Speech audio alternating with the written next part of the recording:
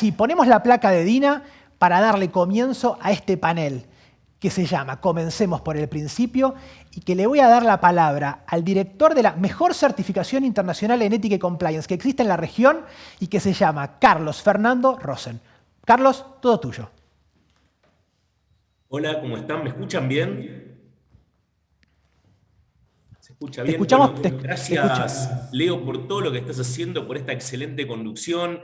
Gracias Ramiro, gracias Dina, excelentes dibujos y súper inspirador este panel que acabamos de ver. La verdad que, bueno, vamos a tener que remar. La vara está muy alta en este 10º encuentro de ética y compliance entre sectores público y privado, hablando de acciones concretas para luchar contra la corrupción, porque el compromiso, como es la consigna de este encuentro, es comenzar nosotros por nuestro metro cuadrado. Y voy a presentar a estos dos, los voy a llamar, no sé si, no panelistas, sino coequippers de esta charla.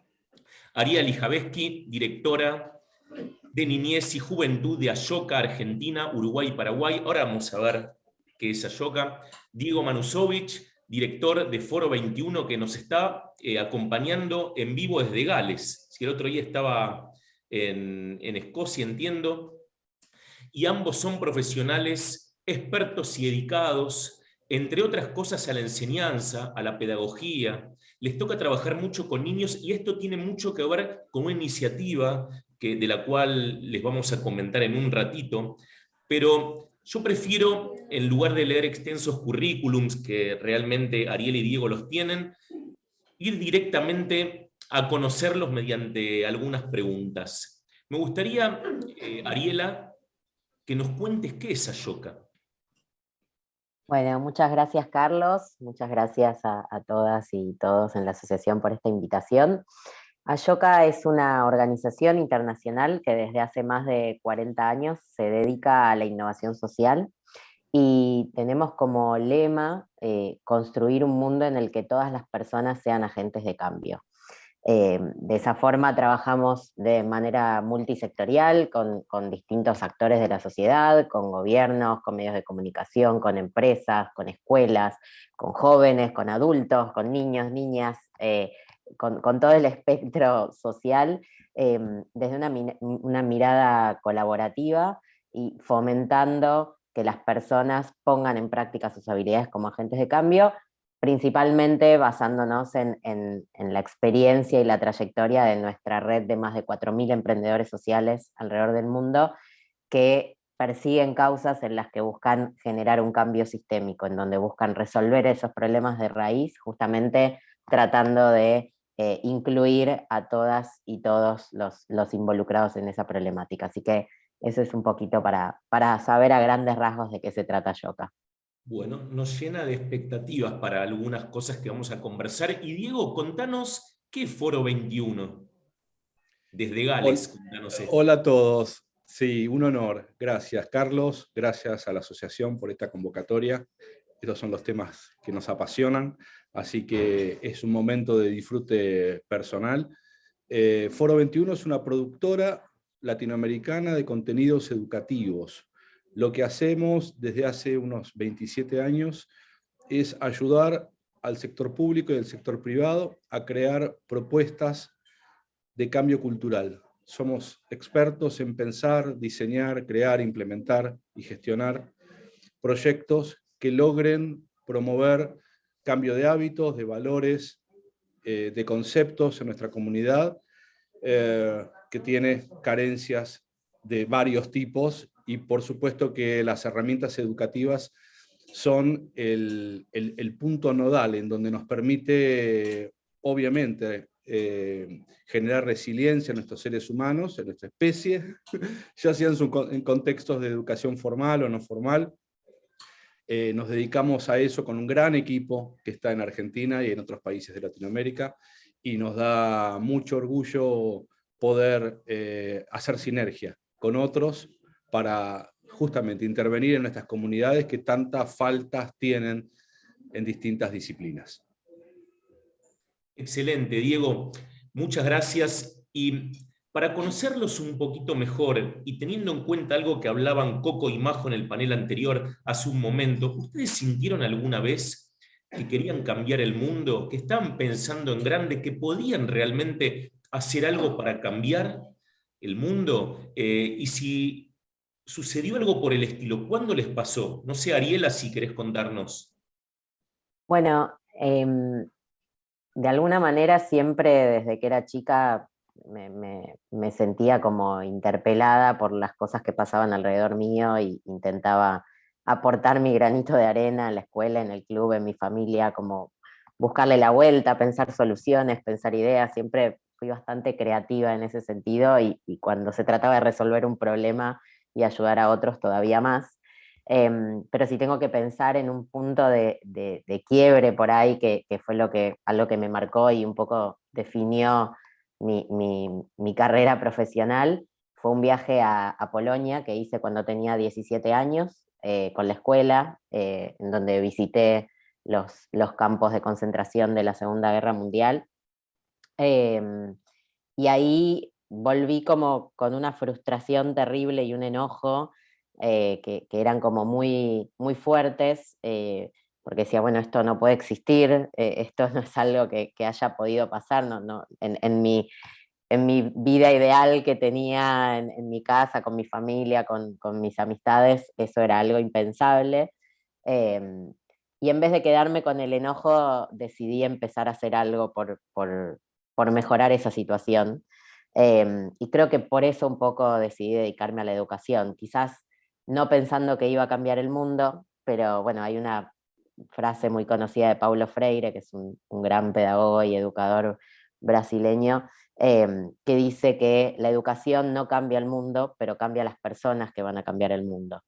Y un poco por eso fue que mi dedicación a la educación era como algo completamente con una gran convicción de que de esa manera no solo yo iba a poder aportar algunos cambios hacia el mundo y ser un agente de cambio, como decía antes, que es lo que promovemos desde Ashoka, sino que también iba a ayudar a que otros y otras puedan generar esos cambios a partir de la educación.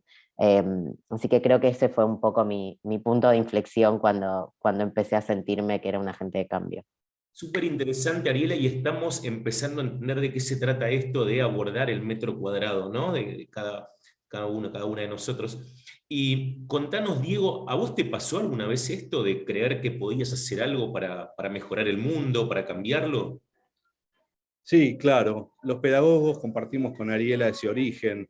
Esta es una inquietud que se nos despierta bastante temprano. En mi caso, bueno, leer novelas de aventuras o ver series de televisión protagonizadas por héroes que se preocupan por el bien común, que hay una insatisfacción acerca del statu quo que genera desigualdades en general.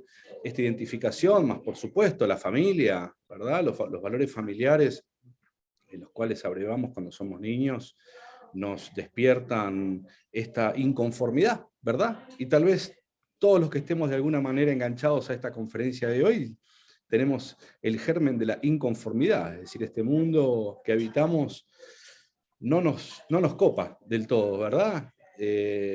Padecemos lo que nos pasa a nuestro alrededor, más cerca, más lejos, y eso nos aflige y debe canalizarse. Qué bueno, bienvenido. En mi caso, bueno, conocer algunas herramientas educativas me permitió canalizar ese dolor de lo injusto y transformarlo en una esperanza, ¿verdad? Es decir, creemos los pedagogos empecinadamente que hay formas de generar cambios culturales, individuales y luego en clave colectiva que permitan aspirar a una ciudad mejor, a un mundo mejor. Así que, bueno, por supuesto, hay una sensibilidad que viene de antaño y que luego fue incorporándose a una matriz de herramientas educativas que nos permiten proteger y custodiar la esperanza, ¿no? De eso se trata. Y me hiciste acordar con tu interesante comentario, Diego, que Einstein había comentado que la creatividad puesta en práctica nace de una incomodidad propia de la gente creativa e innovadora, ¿no?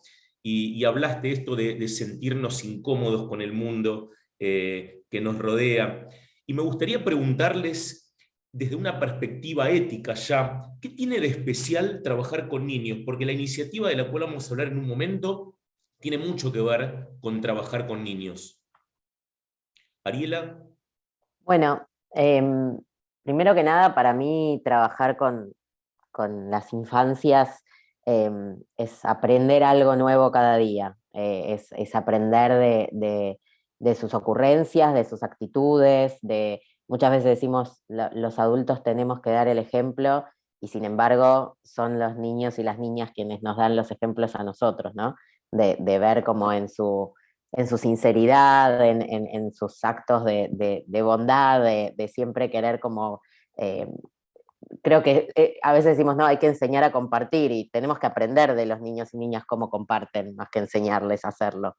Eh, Hay un estudio muy interesante que hizo justamente una emprendedora social de Ayoka en otro país, que analiza, o analizó en su momento, lo que pasa entre los bebés cuando lloran. Cuando hay un bebé llorando muy fuerte y desconsolado, digamos, si hay un bebé cerca, automáticamente a los segundos se pone a llorar también. Y esto tiene que ver con la empatía a flor de piel, con que ese otro bebé, cuando ve a alguien que está llorando, automáticamente se siente identificado, le pasa por el cuerpo y necesita llorar y poner esa emoción afuera también. Y cómo esa empatía tan presente en los niños, en los bebés, la vamos perdiendo a lo largo de la vida, ¿no? Y nos vamos limitando y vamos ocultando nuestras emociones y nos ponemos corazas porque sentimos que si todo lo que pasa a mi alrededor me afecta, entonces es terrible para mí, para mi autoestima, para mi mundo. Y sin embargo, qué tan lindo y qué tanto mejor sería el mundo y la sociedad si pudiéramos dar continuidad a esa empatía a lo largo de la vida y no tener que estar retrabajándola o reaprendiéndola ya cuando somos adultos y que muchas veces es más difícil, ¿no? Entonces creo que ahí trabajar con niños y niñas a mí todo el tiempo me devuelve eso, el querer estar cerca y permitirme sentir en función de lo que le está pasando al otro y actuar en consecuencia de eso. Qué bueno lo que contás, Ariela. Siempre solemos creer que tenemos todo para enseñar a los niños y niñas y muchas veces nos olvidamos lo que tenemos para aprender, ¿no? Que es lo que había dicho también Diego hace un momento. Diego, ¿qué te ocurre cuando trabajás con niños y niñas? La experiencia, y comparto acá los conceptos de Ariela, la experiencia de trabajar con niños es maravillosa por todos la descripción que hizo Ariela, por esta naturalidad. Hay una solidaridad endógena en nuestras infancias, y esto es un tesoro que bien cuidado, bien protegido, intentamos que perdure en el tiempo, a pesar de los avatares de la vida y a pesar de los avatares de la vida en común hoy, ¿verdad? Inmersa en una sociedad que privilegia los trayectos individuales, premia los trayectos individuales, estimula los trayectos individuales y a veces, obviamente, esto va en desmedro de la mirada del otro, de la mirada colectiva, de la mirada común. Otro de los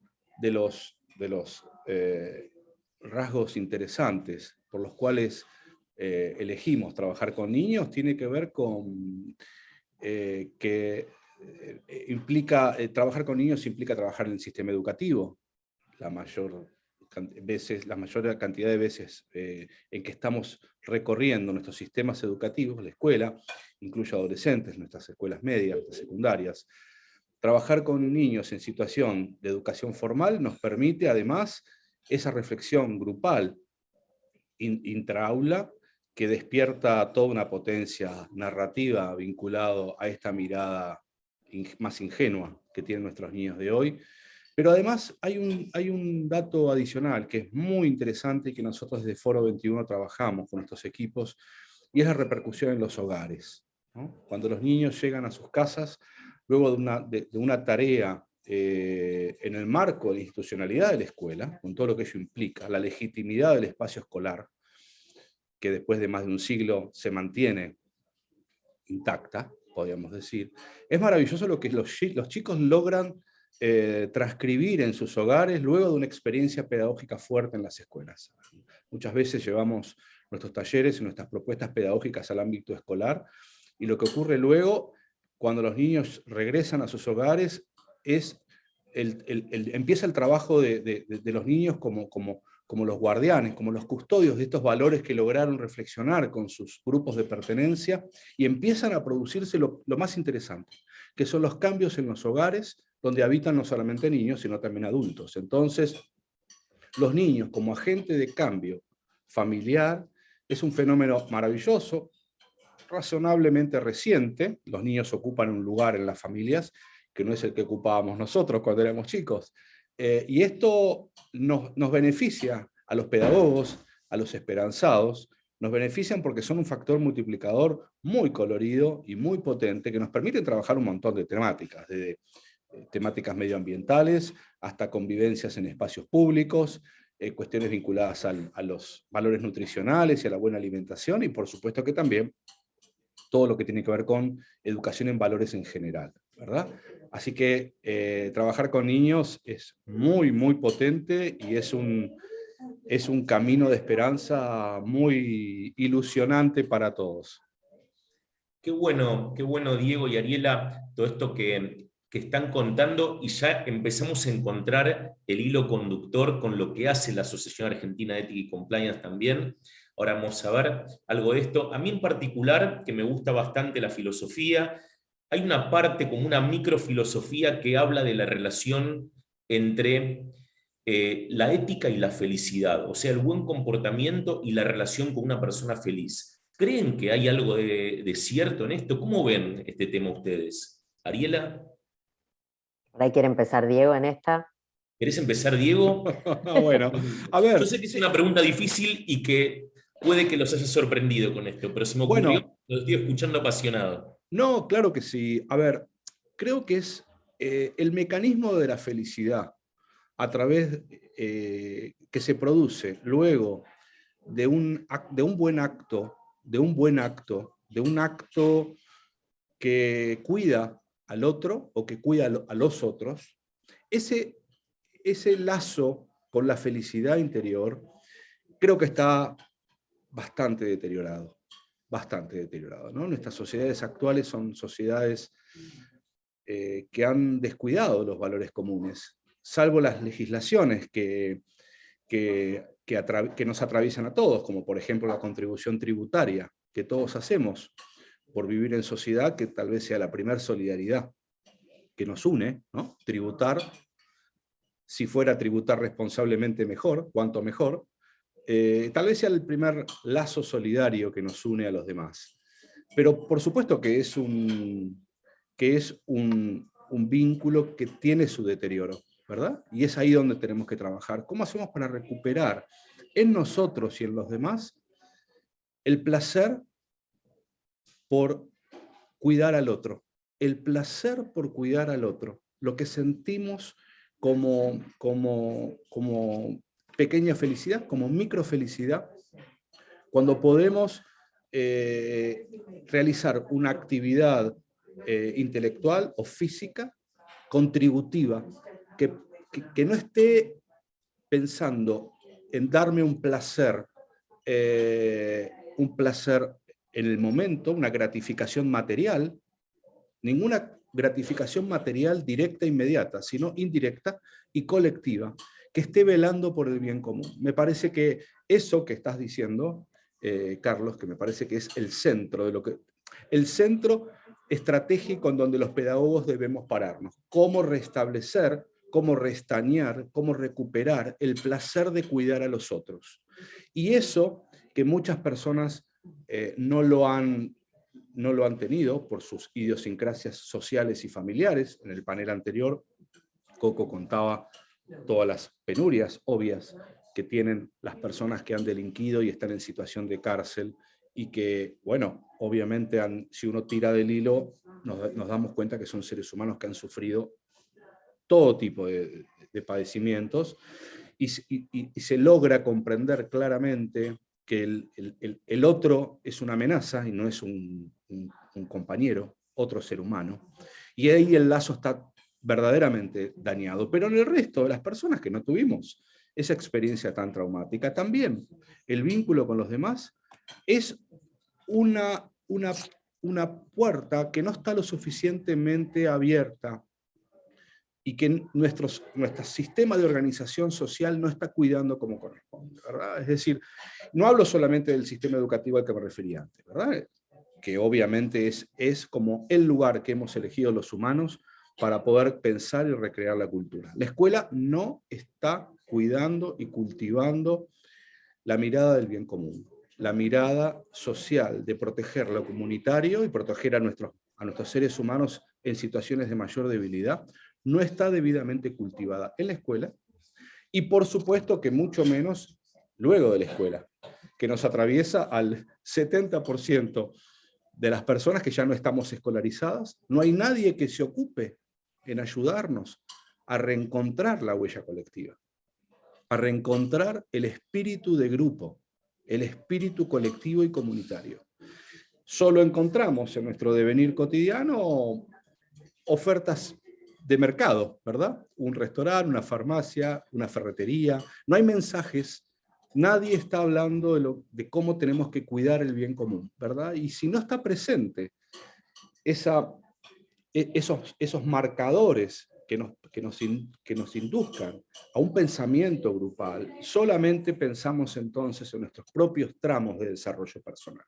Por eso, debemos recuperar, como vos bien decís, Carlos, el encuentro entre la felicidad propia y la felicidad colectiva a través del trabajo conjunto, que es clave, y la noticia es que se puede lograr. Podemos aprender como seres humanos en nuestra infancia, en nuestra adolescencia, en nuestra adultez, nuevamente aquellos hábitos que nos consoliden, que consoliden nuestros valores comunitarios.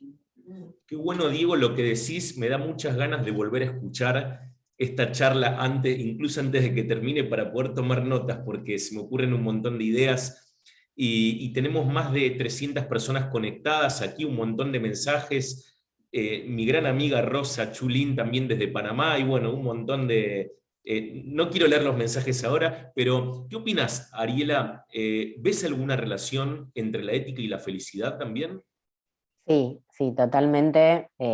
Ahora soy yo la que se suma a las palabras de Diego y, y realmente es esto, ¿no? La felicidad obviamente es algo subjetivo y para cada persona la felicidad puede significar otra cosa, pero siempre cuando pensemos en la felicidad colectiva, todos y todas vamos a ser un poquito más felices de alguna manera. Y para eso es fundamental la ética, para eso es fundamental pensar en el bien común, para eso es fundamental querer hacer el bien por nuestro entorno. Pensaba mientras lo escuchaba a Diego en esto de hacer el bien, que hay una emprendedora social de Ayoka que trabaja acompañando a personas en situación de calle a salir de esa situación a través de la Fundación Multipolar. Y ella siempre habla de hacer bien el bien, que no es lo mismo que hacer el bien, porque uno puede tener la mejor voluntad y quiere ayudar y no sabe cómo y lo hace y al final termina haciendo lío. Entonces, ¿cómo se hace bien el bien? Bueno, informándose, preguntando, trabajando con otras y otros, trabajando de manera colectiva.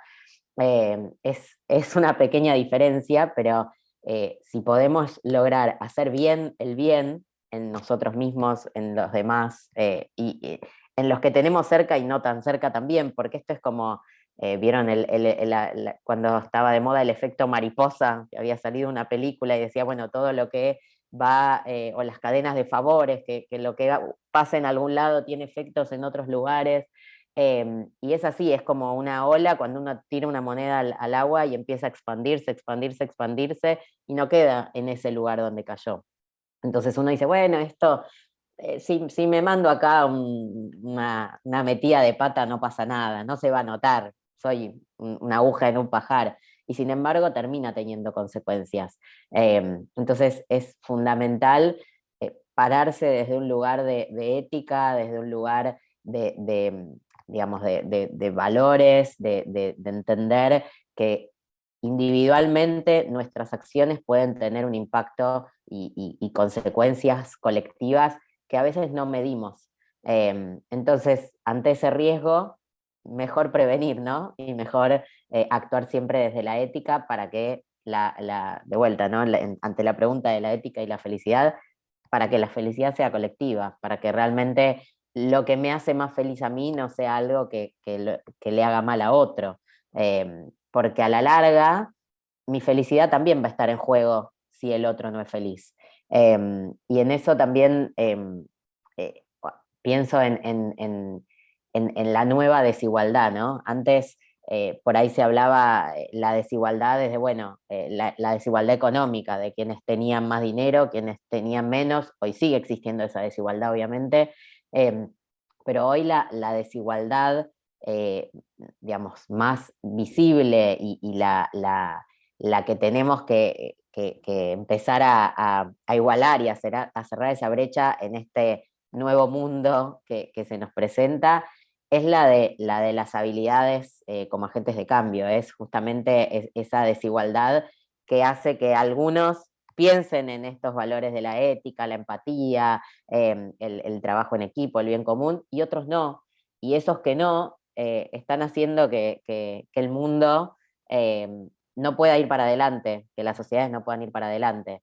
Entonces, ¿cómo hacemos para atraer a esos que todavía no? Algunos porque no quieren y otros porque no pueden, porque a veces la falta de condiciones y demás, de necesidades básicas, hace que no puedan pensar en otra cosa más que en eso. Y sin embargo, aún desde esos lugares digamos, de muchas carencias, hay un montón de posibilidades para salir adelante y para pensar en el bien común también. Entonces, ¿cómo hacemos para que todos y todas estemos en ese mismo juego, para que todos y todas estemos en esa sintonía y tratemos de reducir esa brecha de desigualdad que hoy tiene que ver con las habilidades socioemocionales, que de alguna manera, y volviendo a tu primera pregunta sobre cambiar el mundo, van a salvar el mundo. Pero todavía estamos muy lejos de eso. Entonces, empecemos por la ética. Empezar por la ética creo que es un buen primer paso hacia la felicidad colectiva. Qué bueno, Ariela. Me gustó mucho escuchar todo esto que estás diciendo y tomé nota también porque hasta te voy a convocar para hacerte algunas preguntas específicas que me interesó mucho, algunas cosas que dijiste. Y esto de también de hacer bien el bien, ¿no? Qué importante. Si hacer el bien nos hace más felices, cuánto más felices hacer bien el bien, ¿no? Que nos salgan bien estas cosas que queremos lograr. Y a mí me gustaría tomarme un poquito más de 5 minutos tal vez, para contarles sobre esta iniciativa de la cual les hablaba Leo hace un momento y que a nosotros nos pone muy felices anunciar esto que tiene mucho que ver de algo que puede hacer la Asociación Argentina de Ética y Compliance desde su metro cuadrado, desde su círculo de influencias, de todo lo que puede lograr. Esta iniciativa que nos enorgullece mucho, que estuvimos pensando primero entre un pequeño grupo de personas en la Asociación Argentina de Ética y Compliance y se fueron sumando más, que se llama la Asociación Argentina de Ética y Compliance va a la escuela. Y bueno, se las voy a contar muy rápidamente. Es una iniciativa que nació de un sueño, ¿sí? De un sueño que tiene que ver con poner algo de nosotros para cambiar algo importante en este mundo, como veníamos hablando, y junto con Foro 21 y esta sinergia y discutir, conversar, tratar de crear, surgió un nuevo programa educativo basado en que los niños para nosotros no solo son el futuro, que es una frase que solemos escuchar frecuentemente, sino que son el presente. Podemos hacer cosas importantes hoy y ahora junto con los niños y niñas. Si desde pequeños somos capaces de sembrar valores que nos lleven a que no nos guste, a repudiar, a no tolerar los hechos de corrupción que tanto daño nos hacen, y poder hacer que esos niños y niñas vivan ese repudio en su entorno, podemos ir armando las bases para reconstruir de a poco el país desde esta perspectiva, ¿no? Queremos dirigir esta propuesta a niños y niñas de las escuelas primarias. Aproximadamente estamos viendo que un 5º grado puede ser un punto de partida muy adecuado. No vamos a ir muy profundo en eso ahora, pero estuvimos estudiando el tema. Tiene que ver también con su desarrollo cognitivo, inquietudes, capacidades. A través de los niños podemos llegar directamente a sus familias. En estas ciudades los chicos van con material, discuten, no permiten que los padres, lo vemos mucho en temas de medio ambiente, ¿no? Que por ejemplo los padres separen mal los materiales o los residuos, esos pequeños actos donde esa conciencia se ve muy aplicada directamente, ¿no? Y también impactar en los docentes y los directivos de estas escuelas y colegios. Nos proponemos desde nuestro metro cuadrado despertar en los niños y niñas las condiciones que puedan tener para armar sus propias matrices de valor, ¿no? Sus propias escalas de valor, que puedan construir no solamente individual, sino de manera conjunta, en equipo, como nos contaba Coco, que le sucede a él en las cárceles, ¿no? Orientados a vivir la vida con una convivencia justa, y que la justicia sea un elemento diferenciador, no simplemente una mención a algo más. Generar un pensamiento crítico mediante el cual puedan tomar su propio camino, ¿no? Mediante acciones que les permitan ponerse en el lugar de la otra persona, ser más empáticos, porque esto tiene mucho que ver con no hagas a otros lo que no te gustaría que te hagan, o trata al otro como te gustaría que te traten, que es un poco la máxima de la ética en todas las filosofías, religiones. Y también, y destacando, nos gustaría desarrollar una fuerte conciencia, una claridad consciente del daño que produce la corrupción en el mundo, en los niños y niñas, pero no desde un enfoque negativo, pesimista, sino desde la esperanza de poder llegar a cambiar esto. Somos los adultos quienes solemos decir frecuentemente que el mundo está podrido, que esto no se cambia más, que en Argentina no lo vamos a poder solucionar. Los niños son esta esperanza para decir sí, lo podemos cambiar desde nuestro metro cuadrado y desde ahora, porque son más plásticos, están más frescos, pueden tomar este mensaje si se los damos bien. ¿Cómo lo queremos hacer? Bueno, queremos desarrollar un programa desde la Asociación Argentina Ethics Compliance que tenga mucho que ver con una experiencia enriquecedora, generar una estructura tipo taller de trabajo, cálida, simple, basada en el juego, que nos permita reflexionar conjuntamente con los niños, en un espacio divertido, muy cuidado, muy pensado, ¿no? Diseñado especialmente para esto, y sobre la base del voluntariado. Los facilitadores, además de ser expertos de Foro 21, van a ser los expertos en compliance de la Asociación Argentina Ethics y Compliance, pero preparados para hacer esto, ¿no? Vamos a potenciar contenidos escolares que existen y que están pensados, que se llaman NAP, que son los núcleos de aprendizaje prioritarios, y vamos a aportar en estos núcleos de aprendizaje lo que nosotros tenemos para dar en este caso, ¿no? Entonces, vamos a usar lo lúdico como una experiencia diferenciadora de aprendizaje. Sabemos que las experiencias lúdicas despiertan en la mente de los niños y también de los adultos cuestiones hasta físicas, ¿no? Relacionadas con los neurotransmisores, con el circuito de recompensas, con la segregación de dopamina, con estas ganas de jugar y de aprender en forma memorable, cosas que nos van a durar mucho tiempo en la mente, ojalá toda la vida, y con mucho significado, este aprendizaje significativo. Me hace acordar una frase de Bernard Shaw, este dramaturgo irlandés, que decía: no dejamos de jugar porque envejecemos, envejecemos porque dejamos de jugar. Y vamos a concentrarnos entonces en estas actividades lúdicas con una perspectiva muy anclada en lo curricular, como dijimos con estos NAP. Vamos a contribuir a los objetivos de desarrollo sostenible. Ahora vamos a ver esto en un segundito.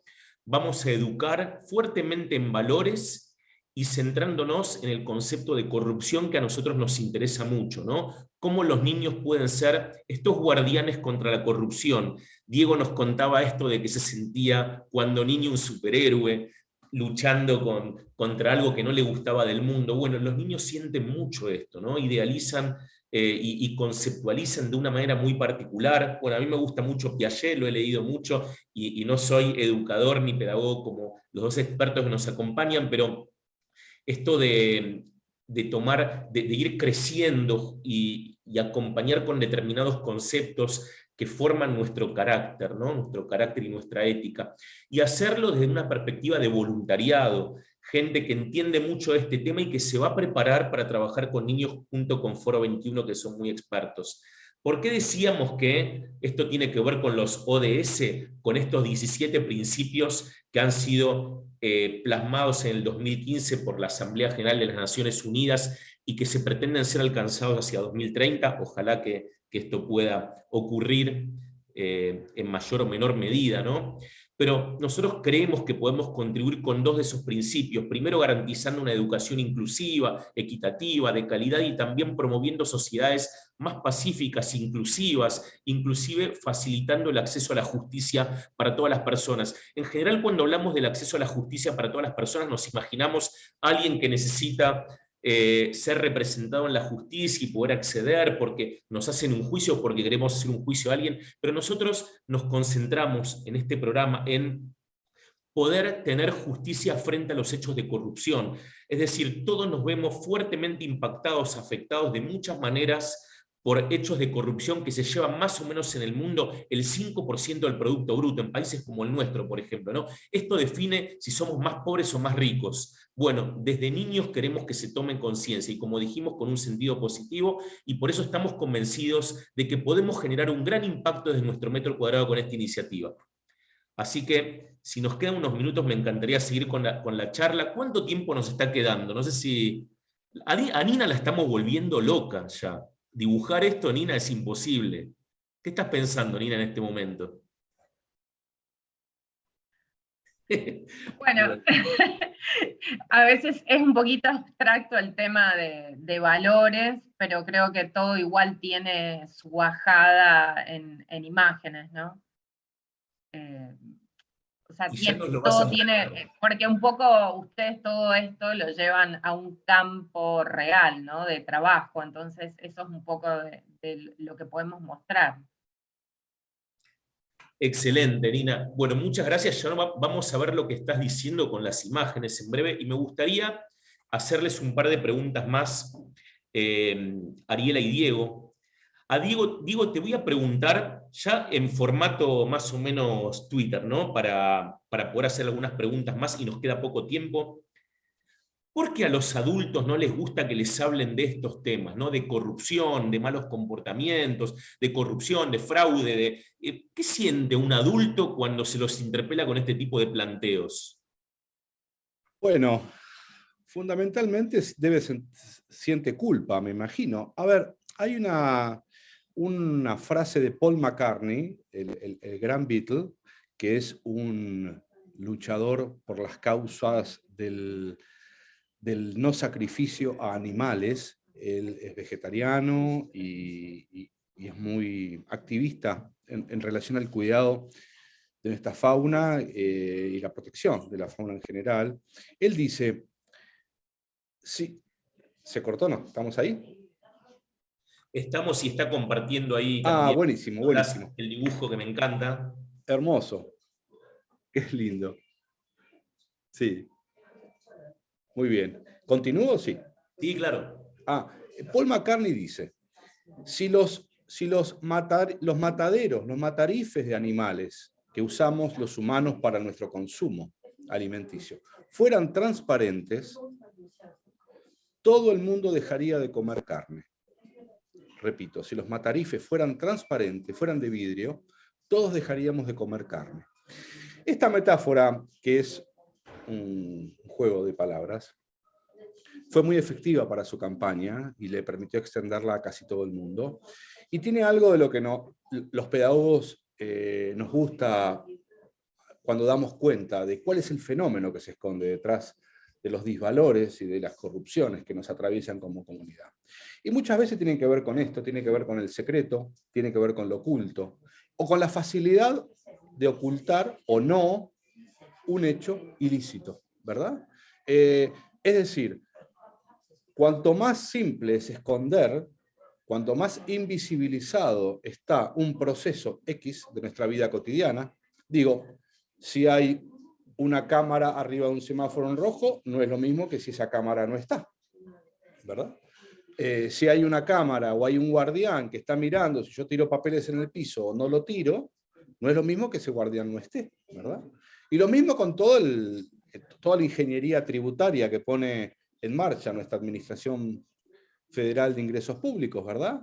Cuanto más compleja, más nos sentimos observados. Entonces, a los adultos nos complica, nos acompleja, porque, bueno, porque ahora nos parece, por diferentes motivos culturales, nuestros disvalores están muy asentados en nuestra idiosincrasia cotidiana, ¿verdad?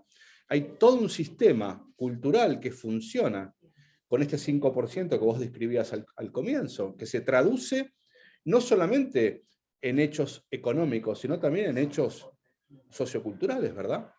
No cuidar nuestro medio ambiente, descuidar, no separar residuos, descuidar nuestros espacios comunes, son signos, disvalores que no necesariamente se traducen en un perjuicio monetario en nuestra economía, pero son disvalores también, son pequeños actos de corrupción que los grandes, los adultos, preferimos tapar, esconder, minimizar. Y esto nos trae un perjuicio colectivo de enorme magnitud, porque hasta ahora lo que está presente en nuestra idiosincrasia es: no hago acá porque me vigilan, o no hago esto en este contexto y en este momento porque hay un radar, me avisa el GPS que hay un radar en esta esquina, entonces en esta esquina voy a la velocidad que tengo que ir. Pero en la otra esquina, donde el GPS no me dice que baje la velocidad, levanto el freno de mano y libero mis endorfinas corruptivas y le doy rienda suelta a mi ser argentino, ¿verdad? Entonces, digo, el lazo que hoy nos une al cumplimiento de valores y a las normas de convivencia colectiva, son más bien las cuestiones vinculadas a la vigilancia de un otro potencial que está más cerca o más lejos. Y nosotros los pedagogos proponemos otro tipo de lazo, que no sea una vigilancia de un ojo electrónico o humano que nos mira, sino de un ojo interior, de un espíritu interior, que es el que nos marca la senda del deber ser, para que este ojo esté omnipresente en nuestra vida. Y parafraseando lo que decíamos al principio, dándonos cierta dosis de placer de este cumplimiento, el placer del cumplimiento, restablecer el placer que siento al cumplir mi deber. Pago los impuestos como corresponde, declaro las propiedades como corresponde, trabajo medioambientalmente como las disposiciones vigentes lo proponen, cumplo mis responsabilidades viales, me vean o no me vean las autoridades, me esté filmando una cámara o no me esté filmando una cámara, en esta esquina donde a veces hay vigilantes, o en aquel pueblito donde no hay ningún vigilante, pero igual cumplo las normas porque creo en que mi norma y el cumplimiento positivo de mis normas impacta primero en mi sensación humana de felicidad y de completud colectiva. Por eso es tan importante trabajar sobre el concepto de responsabilidad en valores más que el de la vigilancia y la denuncia, que por supuesto que también tiene su razón de ser, pero no podemos poner una cámara por casa, una cámara por cuadra, un vigilante por esquina, porque si no estamos convalidando que solo la vigilancia es lo que nos permite poner nuestra mejor parte humana. Y nosotros, los pedagogos, creemos que enseñar a poner la mejor parte en niños, adolescentes y adultos es el camino que nos garantiza finalmente una convivencia en paz, como decíamos antes, y sustentable, socialmente sustentable. No ambientalmente sustentable, sino socialmente sustentable. Si no cumplimos las normas y nos cuidamos desde lo colectivo con el trabajo individual y protegemos el bien común, no tenemos una sustentabilidad social. Tenemos un país diezmado por nuestros actos de corrupción personales, privados y cotidianos, que luego en escala se hacen corporativamente inmensos o estatalmente inmensos, pero en principio hay un montón de micromovimientos de corrupción, que la noticia es que se pueden se pueden cambiar. Hay ideas y hay propuestas pedagógicas que permiten generar reflexión, juicio crítico en los niños, en los adolescentes y en los adultos para que cambien estas conductas en las empresas, en los espacios públicos, en los medios de comunicación y, por supuesto, en nuestro sistema educativo, que es lo que dijimos al principio. El sistema educativo es el gran lugar legitimado, socialmente legitimado donde ocurren los cambios. Pero también podemos pensar estrategias en las empresas, en los espacios públicos, y esa es nuestra misión hacia el futuro, ¿no es cierto? Qué bueno, Diego, todo esto que estás diciendo. Sigo tomando nota, súper interesante. Me están anunciando por la cucaracha que estamos sintiendo el tiempo cumplido, pero no vamos a terminar sin antes hacer una pregunta más a Ariela. Y me gustaría, Ariela, preguntarte sobre una frase que sé que has tomado y que has difundido en alguna de las charlas, que para educar a un niño hace falta la tribu entera. Yo le voy a agregar algo. Para educar en valores a los niños y niñas si hace falta que esté la tribu entera. ¿Qué significa esto? Bueno, gracias por la pregunta. Hace ya muchos años que tengo esta frase, como decís, que la adopté, es un proverbio africano que para mí representa justamente esa necesidad de trabajar de manera colectiva, de hacer el bien de manera colectiva, como venimos hablando. No hay cambio posible, no hay solución posible si no pensamos de manera sistémica, si no pensamos en cada uno de los puntos que conforman ese sistema que están permitiendo que ese problema persista en la sociedad. Y hablo de problemas sociales, problemas ambientales, problemas económicos, todo eso a la vez. Entonces, pensar en la educación de un niño o niña, donde toda una tribu es necesaria como concepto por ahí, como una imagen que parece de otros tiempos, pero que no lo es, porque sigue existiendo también ese concepto de tribu en muchas culturas actuales de nuestro mundo y de nuestras sociedades, y tenemos tanto que aprender y reaprender de esas culturas, ¿no?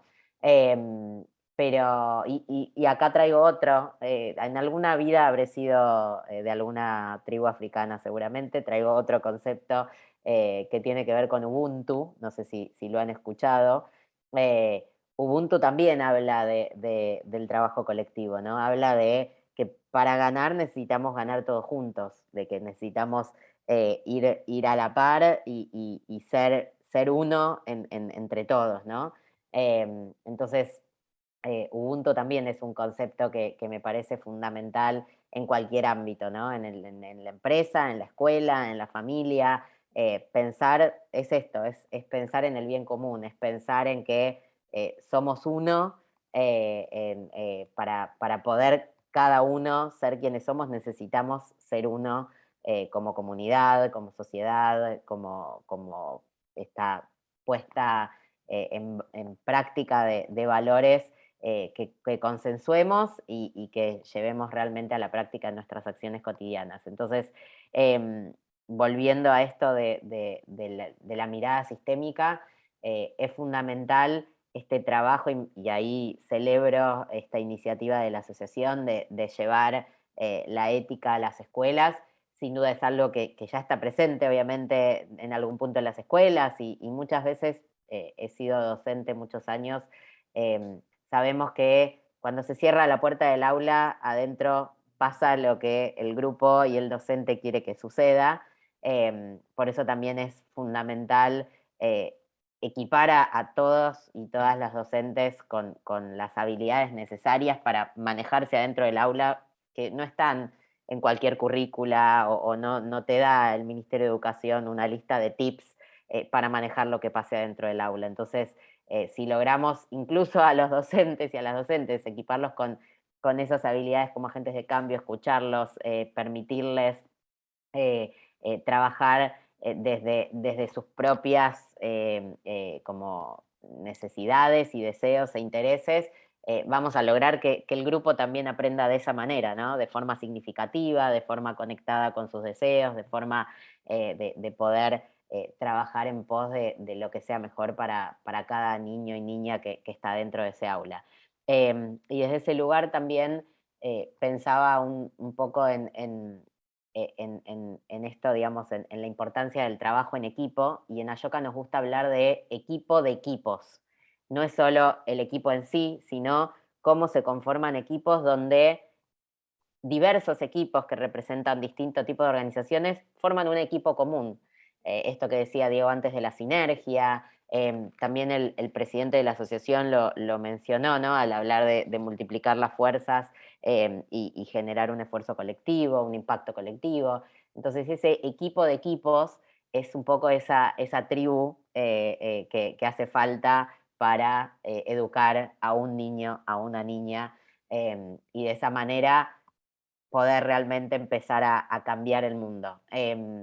Me gustan las frases, como se habrán dado cuenta.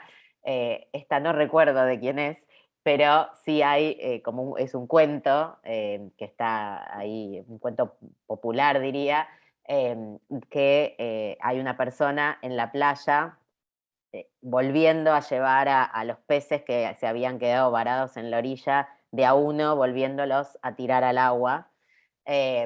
O a las estrellas de mar, creo que eran estrellas de mar las que volvía a tirar al agua, y pasa alguien y le dice, ¿qué estás haciendo? O sea, no vas a lograr salvar a todas las estrellas que hay en esta playa por tirarlas así de a una, porque mirá todo lo que es un cementerio de estrellas de mar que no vas a llegar nunca a salvar a todas.